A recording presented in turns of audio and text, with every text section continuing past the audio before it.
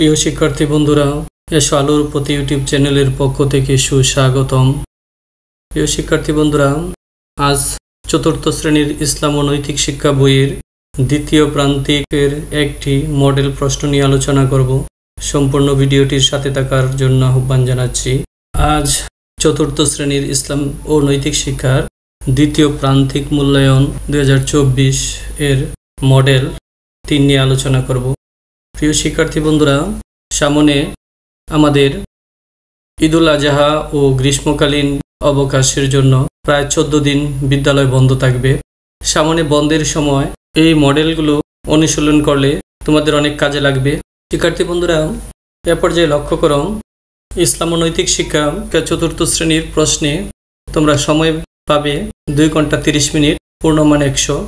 প্রথমে সঠিক উত্তরটি উত্তরপত্রে লেখো। 10টি প্রশ্ন থাকবে। 10টি প্রশ্নে প্রত্যেকটি প্রশ্নে 2 নম্বর করে দেওয়া থাকবে। 10টি প্রশ্নের উত্তর সঠিকভাবে দিতে পারলে 20 নম্বর পাওয়া যাবে। এখানে প্রথমে কাদির অর্থ কী, আমাদের স্রষ্টাকে ইমানে মুফাসসালের কয়টি বিষয়ে উল্লেখ আছে, ওজুর ফরজ কয়টি, ঈদের সালাত কত রাকাত, আসমানি কিতাব কতখানা, যার ঈমান আছে তাকে কি বলে, ইবাদত শব্দের অর্থ কী, ওহী নিয়ে আসতেন কোন ফেরেশতা। এ পর্যায়ে প্রশ্ন নং 2, উপযুক্ত পদ দিয়ে শূন্যস্থান পূরণ করো। এখানে নম্বর দেওয়া আছে 10। যার ঈমান আছে তাকে বলে তকদির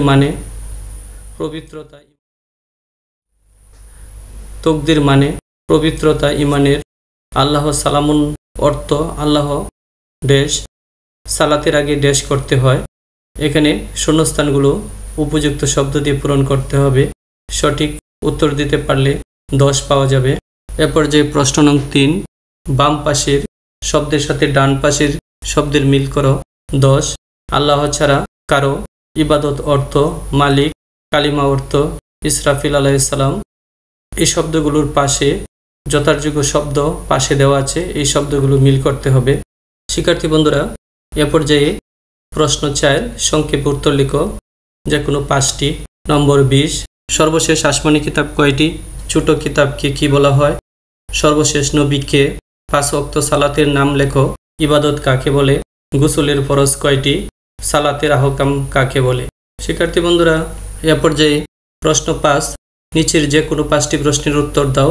40, 4 জন ফেরেশতার নাম লিখো, ওজুর ফরজ কয়টি ও কি কি, আল্লাহ সর্বশক্তিমান কথাটির অর্থ বুঝিয়ে লেখো, আল্লাহ তাআলার 5টি গুণের নাম লিখো, ঈমান মুফাসসালের উল্লেখিত বিষয়গুলোর নাম লিখো, কালিমা শাহাদাতের অর্থ লিখো, সালাতের আরকান কয়টি ও কি কি।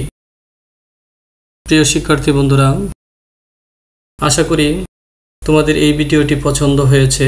আমি সর্বদা চেষ্টা করি যেন তোমাদের পাঠ সংশ্লিষ্ট সঠিক তথ্যটি দিতে পারি।